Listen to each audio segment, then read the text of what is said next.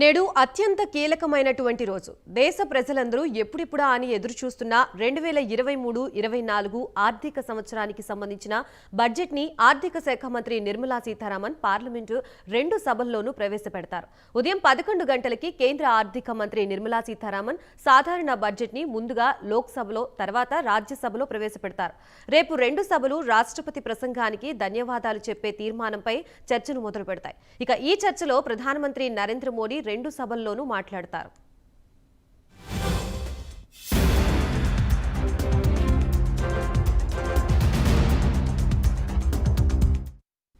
ఈసారి parliament budget సమావేశాలు రెండు దశల్లో జరగనున్నాయి. మొదటి విడత జనవరి 31వ తేదీన మొదలై ఫిబ్రవరి 13 వరకు ఉంటుంది. రెండో విడత మార్చి 13వ తేదీన మొదలై ఏప్రిల్ 6వ తేదీ వరకు కొనసాగుతోంది. మొత్తంగా 27 రోజుల పాటు పార్లమెంట్ బడ్జెట్ సమావేశాలు జరగనున్నాయి.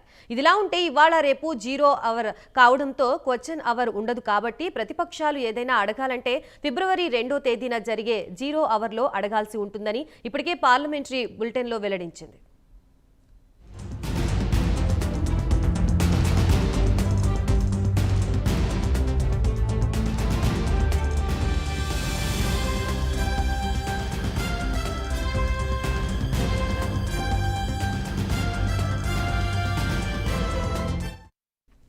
మరోవైపు ఉదయం 10:30 ప్రధాని మోదీ అధ్యక్షతన కేబినెట్ భేటీ కానుంది. కేంద్ర బడ్జెట్ కి ఆమోదం తెలపనుంది కేబినెట్.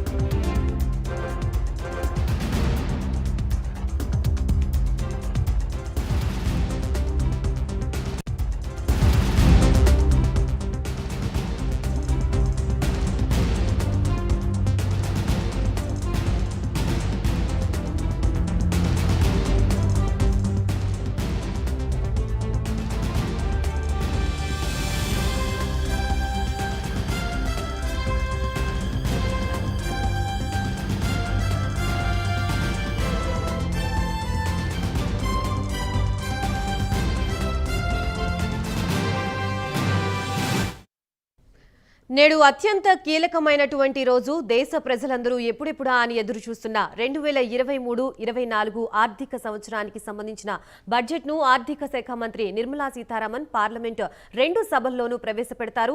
ఉదయం 11 గంటలకు కేంద్ర ఆర్థిక మంత్రి నిర్మలా సీతారామన్ సాధారణ బడ్జెట్ ని ముందుగా లోక్సభలో తర్వాత రాజ్యసభలో ప్రవేశపెడతారు. రేపు రెండు సభలు రాష్ట్రపతి ప్రసంగానికి ధన్యవాదాలు చెప్పే తీర్మానంపై చర్చను మొదలు పెడతాయి. ఇక ఈ చర్చలో ప్రధానమంత్రి నరేంద్ర మోడీ రెండు సభల్లోనూ మాట్లాడతారు.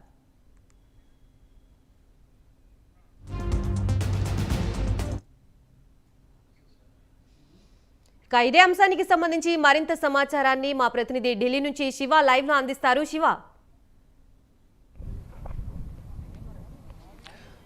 గాయత్రి, ఈరోజు కేంద్ర ఆర్థిక మంత్రి నిర్మలా సీతారామన్ ఆర్థిక బడ్జెట్ను ప్రవేశపెట్టబోతున్నారు. మరి కాసేపట్లో ఆర్థిక శాఖ కార్యాలయం నుంచి పార్లమెంటు చేరుకోబోతున్నారు. అయితే ఈసారి ప్రవేశపెట్టబోయే ఆర్థిక బడ్జెట్పై 2023-2024 ఆర్థిక బడ్జెట్పై భారతదేశ వ్యాప్తంగా కూడా అంతా ఆసక్తి నెలకొంది. ఆ కేటాయింపులు ఏ విధంగా ఉండబోతున్నాయి?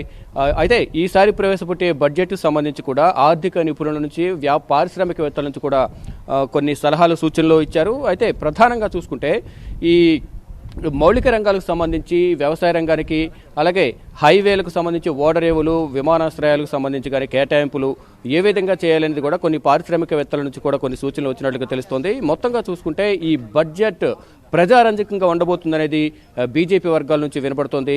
అయితే ఇప్పుడు రానున్న ఎన్నికల నేపథ్యంలో బడ్జెట్ కేటాయింపులు ఏ విధంగా ఉండబోతున్నాయని కూడా ఆసక్తి నెలకొంది.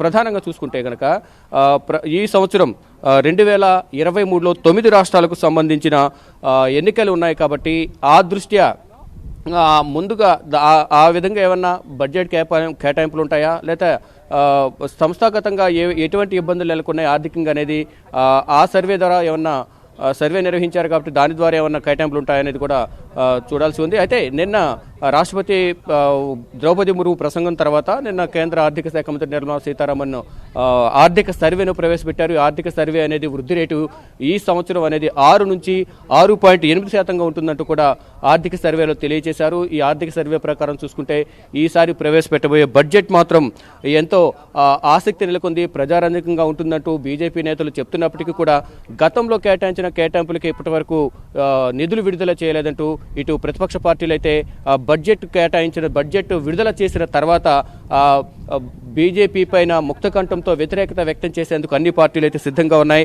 అయితే ఈ బడ్జెట్ అగ్రశ్రేణి వ్యాపారవేత్తలు కూడా పలు సూచనలు చేశారు. ఇక ప్రభుత్వ గృహ రుణాలకు సంబంధించి వడ్డీ రేట్లు తగ్గించాలి, అలాగే రైల్వేలు, ఓడరేవులు, విమానాశ్రయాలు, అలాగే హైవేలు, అలాగే ఈ మురికివాడలకు సంబంధించి పునరావాసాలపై ప్రధానంగా దృష్టి సారించాలంటూ దానికి సంబంధించి కూడా ఈ బడ్జెట్ కేటాయించాలంటూ కూడా పారిశ్రామికవేత్తల నుంచి, ఆర్థిక నిపుణుల నుంచి పలు సూచనలు, సలహాలు ఇచ్చారు నిర్మలా సీతారామన్కు. అయితే వారిచ్చిన సూచనల మేరకు ఈ బడ్జెట్ ప్రతిపాదన అనేది చేశారా, లేకపోతే ఏ విధంగా చేశారనేది కూడా తెలియాల్సి ఉంది. ఈరోజు ఉదయం 11 గంటలకు నిర్మలా సీతారామన్ బడ్జెట్ ప్రవేశపెట్టబోతున్నారు. అయితే ఈ బడ్జెట్ ఈరోజు రేపు ఉంటుంది. ముందు లోక్సభలో ప్రవేశపెడతారు, తర్వాత రాజ్యసభలో ప్రవేశపెడతారు. అయితే ఈ బడ్జెట్ ప్రవేశపెట్టిన తర్వాత ఈ బడ్జెట్ ఏ విధంగా ఉంది అనేది ప్రజల్లోకి తీసుకెళ్లే విధంగా కూడా కేంద్ర ప్రభుత్వం ఒక కమిటీ ఏర్పాటు చేసింది. 9 మందితో కూడిన ఒక కమిటీని ఏర్పాటు చేసింది. ఈ కమిటీలో 9 మంది ఉంటారు. అయితే ఈ కమిటీ ఎప్పటి నుంచి పనిచేస్తుందని ఒకసారి చూసుకుంటే కనుక బడ్జెట్ ప్రవేశపెట్టిన మరుసటి రోజు నుంచి, అంటే 2వ తారీఖు నుంచి 12వ తారీఖు వరకు కూడా ఈ బడ్జెట్ పనిచేస్తుంది. ఈ బడ్జెట్ సునీల్ బన్సల్ ఆధ్వర్యంలో 9 మంది సభ్యులతో ఇది పనిచేస్తుంది. అయితే 2వ తారీఖు నుంచి 12వ తారీఖు వరకు ఈ 11 రోజులు కూడా అన్ని రాష్ట్రాల్లో పర్యటించి వీరు కేంద్ర ప్రభుత్వం బడ్జెట్ ఏ విధంగా కేటాయించింది, ఏ రంగాలకు సంబంధించి బడ్జెట్ కేటాయించింది అనేది కూడా ప్రజలందుకు అవగాహన కల్పించాలి. అంటే బడ్జెట్ కేటాయించిన తర్వాత బడ్జెట్ అనుకూలంగా ఉన్నప్పటికీ కూడా ప్రతిపక్ష పార్టీలు ప్రజలను తప్పుదో పట్టించేందుకు అనేక ఆరోపణలు చేస్తాయి. కాబట్టి ఆరోపణల వైపు దృష్టి మరల్చకుండా కేంద్ర ప్రభుత్వం విడుదల చేసిన బడ్జెట్ను ప్రజలకు అర్థమయ్యే విధంగా ప్రతి ఒక్కరు కూడా వివిధ రాష్ట్రాల్లో పర్యటించి వారందరూ కూడా 12వ తారీఖు వరకు ఈ బడ్జెట్ కేటాయింపులపై కూడా అందరూ మాట్లాడాలంటూ కూడా కేంద్ర ప్రభుత్వం కమిటీని ఏర్పాటు చేసింది. ఈ కమిటీ 2వ తారీఖు నుంచి 12వ తారీఖు వరకు పనిచేస్తుంది. ప్రతి రాష్ట్రంలో కూడా ఒక కేంద్ర మంత్రి, బీజేపీ సీనియర్ నేత ఉంటారు. అయితే ఏ రాష్ట్రానికి ఎవరెవరిని కేటాయిస్తారనేది కూడా ప్రధానంగా ఈ రోజు కానీ రేపు కానీ పేర్లు ప్రకటించే అవకాశం ఉంది. ఇక తెలంగాణకు సంబంధించి బీజేపీ సీనియర్ నేత వివేక్ వెంకటస్వామి కూడా ఈ 9 మంది కమిటీలో ఒకరికి స్నానం కల్పించారు. ఇక సునీల్ బన్సల్ ఆధ్వర్యంలో ఈ కమిటీ పనిచేయనుంది. కేంద్ర మంత్రులు, బీజేపీ సీనియర్ నేతలందరూ కూడా ఈ నియోజకవర్గాల్లో, రాష్ట్రాల్లో పర్యటించి కేంద్ర ప్రభుత్వం ప్రవేశపెట్టిన బడ్జెట్పై ప్రజలందరికీ అవగాహన కల్పిస్తారు.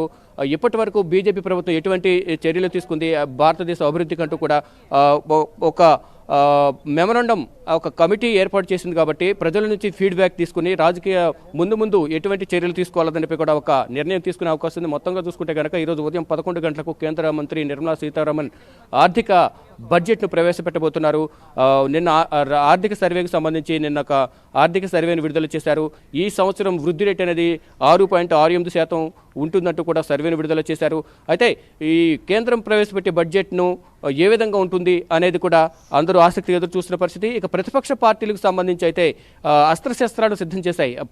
కేంద్ర ప్రభుత్వం ఎటువంటి బడ్జెట్ను కేటాయించినప్పటికీ కూడా ఎటువంటి విధి విధానాలతో ముందుకెళ్లాలి, బీజేపీయేతర శక్తులను కూడగట్టుకుని ఏ విధంగా ముందుకు వెళ్ళాలి, బీజేపీ కేంద్ర ప్రభుత్వాన్ని ఏ విధంగా ఇరుకుని పెట్టాలనే ఉద్దేశంతో అందరూ కూడా ప్రతిపక్ష పార్టీలన్నీ ఏకతాటిపైకి వచ్చాయి. నిన్న చూసుకుంటే కనుక ద్రౌపది ముర్ము ప్రసంగాన్ని అయితే బీఆర్ఎస్ పార్టీ కానీ ఇటు ఆమ్ ఆద్మీ పార్టీ రెండు వ్యతిరేకించాయి.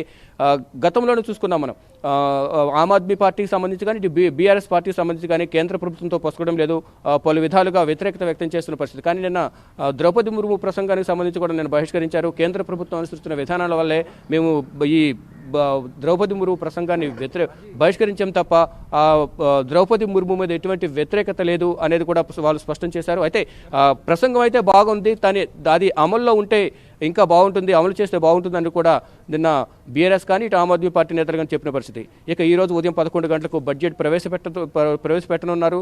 ఇక తర్వాత రాజ్యసభలో ప్రవేశపెడతారు. ఇక బడ్జెట్ ఏ విధంగా ఉండబోతుంది, బడ్జెట్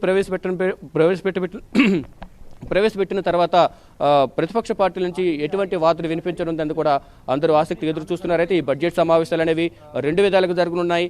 నిన్న ప్రారంభమైన బడ్జెట్ సమావేశాలు ఫిబ్రవరి 13 వరకు జరుగుతాయి. తర్వాత విరామం ప్రకటించిన కొంత విరామం తర్వాత మార్చి 13 నుంచి ఏప్రిల్ 6 వరకు జరగనున్నాయి. మొత్తం 66 రోజుల పార్లమెంట్ బడ్జెట్ సమావేశాలు 27 సిట్టింగ్లు ఉంటాయి. 27 సిట్టింగ్లలో మొత్తం కేంద్ర ప్రభుత్వం 36 బిల్లులను ఆమోదించాలని చూస్తుంది. కానీ ఈ బిల్లులను వ్యతిరేకించాలనే ఉద్దేశంతో ప్రతిపక్ష పార్టీలన్నీ ఏకతాటిపైకి వచ్చి కేంద్ర ప్రభుత్వాన్ని ఇరుకుని పెట్టాలనే ఉద్దేశంతో అనేక విషయాలను కేంద్ర ప్రభుత్వానికి వ్యతిరేకంగా పార్లమెంట్లో లేవనెత్తాలనే ఉద్దేశంతో అందరూ అస్త్రశస్త్రాలను సిద్ధం చేసుకుంటున్నారు. అయితే మరి కాసేపట్లో నిర్మలా సీతారామన్ ఆర్థిక శాఖ కార్యాలయం నుంచి పార్లమెంట్కు చేరుకోబోతున్నారు.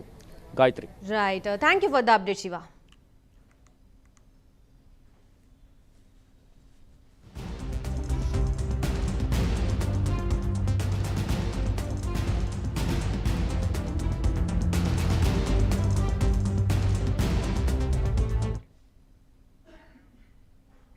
మంత్రులు కేటీఆర్, సబితా ఇంద్రారెడ్డి రాజన్న సిరిసిల్ల జిల్లాలో పర్యటించనున్నారు.